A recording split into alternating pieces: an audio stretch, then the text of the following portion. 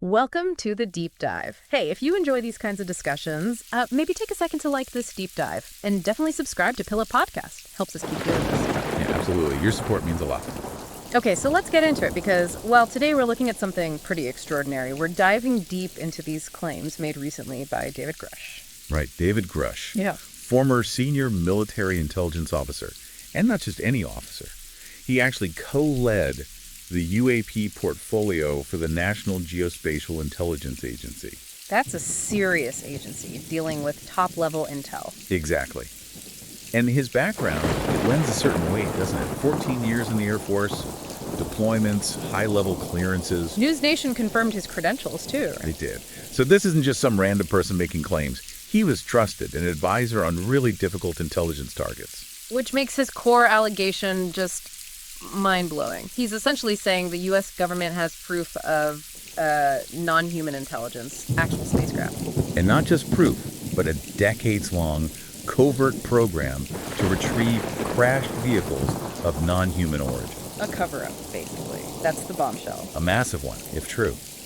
And that's the goal today, isn't it? To unpack these claims, look at the reported evidence, the context, and really let you, the listener, start to form your own picture. Right. Understand the allegations, what's behind them, the implications. Okay, so the main claim. The UAP task force, very group set up to look into this, Was denied access. According to Grush, they were blocked from even knowing about this broader crash retrieval program. How does he know this? He says numerous other intelligence officials, current and former high-level people, confided in him. Confided how? Like just whispers. More than that, apparently. He mentions oral testimony, documents, other kinds of proof shared with him directly by these sources. Okay, and he uses this specific term, non-human intelligence, or NHI, not aliens. Why? Well, it seems quite deliberate. Alien implies extraterrestrial from another planet. NHI is broader. Broader how? He actually touches on possibilities from, like, quantum mechanics, maybe other physical dimensions, not necessarily other star systems. He mentioned high-energy particle physics, potentially hinting at this. It avoids making assumptions about where they come from. That's a pretty nuanced take. It avoids the little green men stereotype immediately. It does. And it speaks to his approach. He also readily admits he hasn't personally seen an NHI entity or a craft. Right, that's important. So his conviction comes from the testimony and the evidence he was shown by these other officials.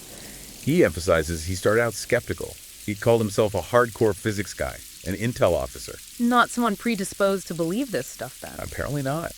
But he claims that as he dug deeper, he hit roadblocks. Obstruction. Yeah, denied access to programs he felt he should have had oversight of, and then facing reprisals, retaliation for pushing. And that's what led to the whistleblower complaint. Exactly. He filed a formal complaint with the Intelligence Community Inspector General, alleging this obstruction and retaliation, and then eventually decided to go public. What about motive? Is he getting paid for interviews, books? He specifically says no. He's not being paid for these disclosures. He frames it as a sense of service, wanting to avoid regret later for not speaking out. Okay, so those are the core allegations. Let's talk evidence. This is where it gets tricky for us, the public, right? It is, because the direct classified proof isn't something he can just show us. But he claims the U.S. has recovered intact craft. Intact craft. And bodies. He alleges that, yes, in some cases, deceased pilots of non-human origin. Pretty staggering claim. But again, he hasn't shown pictures of this publicly. No. He says he's seen interesting photos, read very interesting reports, but they're classified. He can't share them. But he did share them internally. That's the key point. He states the proof was provided to the Inspector General and to congressional staff. And the Inspector General's reaction. This is crucial. The IG reportedly found his complaint urgent and credible. Urgent and credible. That's not nothing. That suggests they took it very seriously internally. It certainly implies that. It moves it beyond just one person's word, doesn't it? It suggests there was enough substance for the IG to make that determination. Okay. What about the craft themselves? Any details on what makes them non-human? He mentioned being briefed on material analysis. Described the materials as exotic. Exotic how? Things like unusual isotopic ratios. The different forms of an element. Their proportions can sometimes indicate origin or processing methods. Right, like a fingerprint. Exactly. And also mentioning heavy atomic metals, very dense stuff, with properties we apparently don't understand or can't replicate, suggesting non-terrestrial engineering. So the materials themselves are part of the circumstantial evidence suggesting they weren't made here? That seems to be the implication from his briefings, yes. Let's pivot to the history he lays out, because this apparently goes way back. It does. He brings up a really surprising alleged incident. Magenta, Italy, 1933. 1933, before Roswell. Way before. He claims Mussolini's government recovered something and documented it. Mentioned an internal memo, even crude drawings. Wow. And how does the U.S. get involved, according to him? This is another fascinating bit. He claims Pope Pius XII somehow back-channeled information about this Italian recovery to the Americans. The Vatican knew. That's the allegation. And that this information led to the U.S. effectively scooping up whatever was recovered after World War II. So the suggestion is this knowledge, this tech, has been held secretly at high levels for, well, almost a century. If you follow that thread, yes. It paints a picture of long-term strategic secrecy. Which brings us to the most famous incident, Roswell, 1947. What does Grush say about that?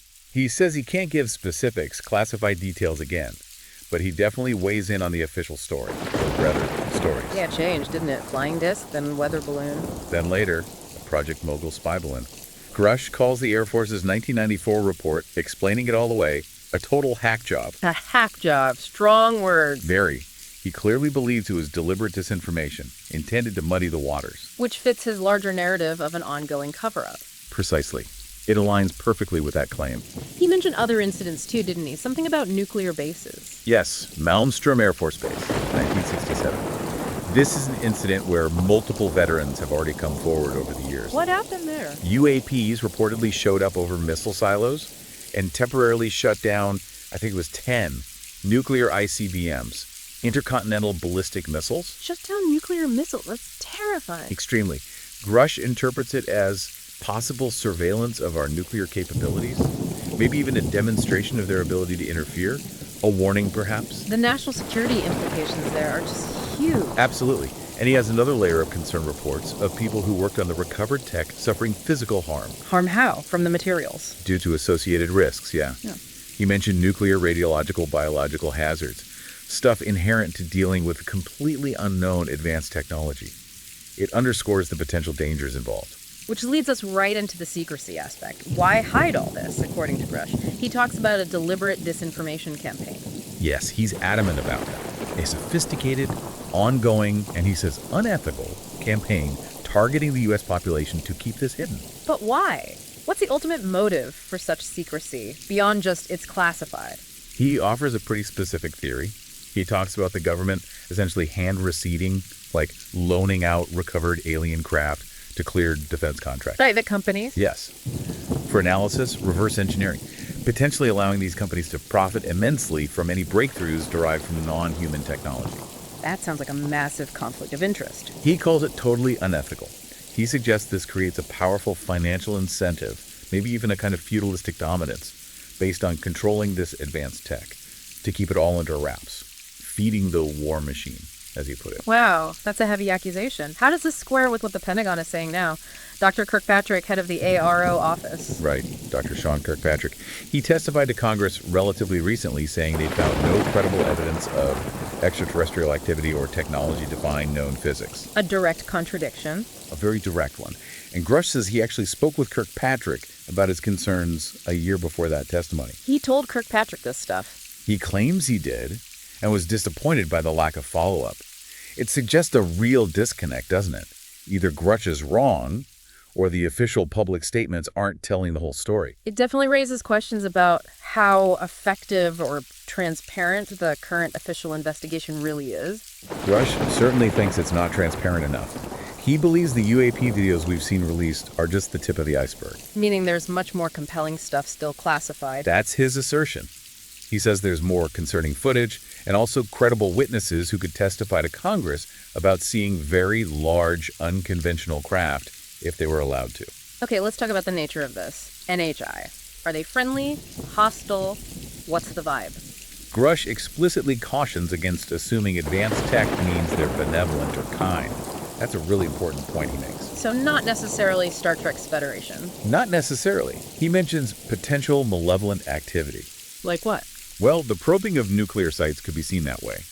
and he refers to witness testimony he reviewed that suggested harmful intent or actions in some cases. Did he say humans have been harmed? He confirmed he was briefed on incidents, including attempts by us, presumably, to interfere with or bring down NHI craft, and also what he called malevolent events that did result in injury or even death to humans. He confirmed people have died because of this. He indicated he was briefed on such events, yes. But again, classified specifics, he can't share them publicly. It paints a much darker potential picture than often portrayed. And is this just a U.S. phenomenon? Or global? Definitely global, according to Grush. Yeah. He claims other major powers, specifically Russia and China, also have their own crash retrieval programs. So everyone's trying to get this tech. And secretly exploiting it, yes. He describes it as a hidden, multi-decade Cold War over this technology, happening outside of any public view or accountability. That adds a whole new layer of potential danger, doesn't it? An arms race based on alien tech. A deeply destabilizing prospect. It also leads him to express hope that our leaders will actually investigate if there had been any agreements between the U.S. government and NHI. The possibility of it, yes. He thinks it needs to be looked into to understand the nature of these interactions, if any formal contacts or understandings exist. That's quite something to consider. Any historical hints of this kind of thing? He brought up something interesting. A 1971 U.S.-Soviet agreement designed to prevent accidental nuclear war. Okay. He points to Article 3 of that agreement, which apparently makes reference to unidentified objects seen near nuclear facilities. Really? The treaty mentions UFOs. He interprets that reference as a kind of quiet, mutual acknowledgement between the superpowers back then that these things were real and could be mistaken for missiles or aircraft, hence a need to de-escalate if they appeared. So even back in 71, at the height of the Cold War, there was this tacit understanding at the highest levels. That's his reading of it. And it feeds into his overall assessment of the stakes. He implies the government would go to extreme lengths to protect these secrets. How extreme? He doesn't explicitly say murder, but he heavily implies that illegal activities, potentially including violence, wouldn't be off the table to maintain this level of secrecy over something so profound. Okay, look. These are absolutely extraordinary claims. Skepticism is natural, even healthy. Grush admits he can't show us the smoking gun right now. Absolutely. And that's the challenge for everyone listening. You have these incredible allegations from someone with a credible background, but without the classified proof laid bare. So why should people consider believing him? Let's revisit his side. Well, again, his stated motivations. No desire for fame or money. He resigned his position, a significant career move, supposedly to speak more freely. What about his mental state? People making claims like this often face that question. He addressed it directly, denied any history of mental illness, psychosis, delusions.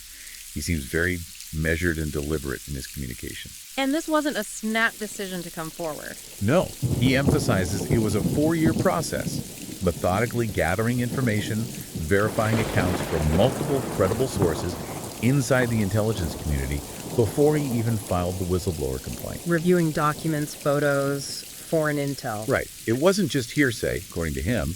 It was based on reviewing actual sensitive materials over a long period. But still, the question remains, how could something this big stay secret for so long? Government secrets usually leak, don't they? That's a fair point. Grush's explanation circles back to that alleged sophisticated disinformation campaign. He argues it created such a stigma around the topic, such a ridicule factor, that it effectively silenced people and made leaks easier to dismiss or bury. Plausible deniability built over decades. That seems to be his argument, yes. So looking forward, what does Grush hope happens now? What's his goal? Ultimately, he says he wants this technology, assuming it exists and can be understood, to be shared for the benefit of humanity. How would that even work? Wouldn't it just be weaponized? He uses nuclear physics as an analogy. The fundamental science is unclassified, even though specific applications, like weapons, are highly classified. He seems to hope for a similar path here. An interesting parallel. What's his take on the NHI themselves, their overall stance towards us? He made a rather sobering observation that they seem to have largely allowed humanity to pursue its own course, even towards self-destruction, suggesting perhaps a neutral stance. Not necessarily saviors, not necessarily destroyers, maybe just observers, or something else entirely. That's a chilling thought, in a way. If they're that advanced and just watching us flounder. It is. But he also ends on a note of optimism, oddly enough. How so? He hopes that the eventual revelation of non-human intelligence could be a unifying force for humanity. something that makes us see beyond borders and conflicts, recognize ourselves as one human family in a much larger cosmic context. A classic sci-fi trope almost, but maybe rooted in a real possibility if his claims hold water. It's a hopeful perspective, certainly. The potential implications, if any of this is true, are just staggering for science, religion, technology, our whole understanding of reality. Absolutely. So we're left with this core question, aren't we? Can David Grush be believed? His background is compelling, the Inspector General finding was significant, but the public proof remains elusive. It's a situation that demands critical thinking, but also an open mind, perhaps. It's complex, it's clearly ongoing, and a lot is still hidden. Definitely. If his allegations are even partially true, it represents one of the biggest shifts in human history imaginable. Something profound is potentially unfolding. Indeed. It forces you to consider, what if we're not alone? And what if our governments have known for a very long time? What does that mean for everything? A question to definitely ponder. We encourage you to keep looking into this, read different perspectives, and think critically. Thanks for taking this deep dive with us today. Thanks, everyone.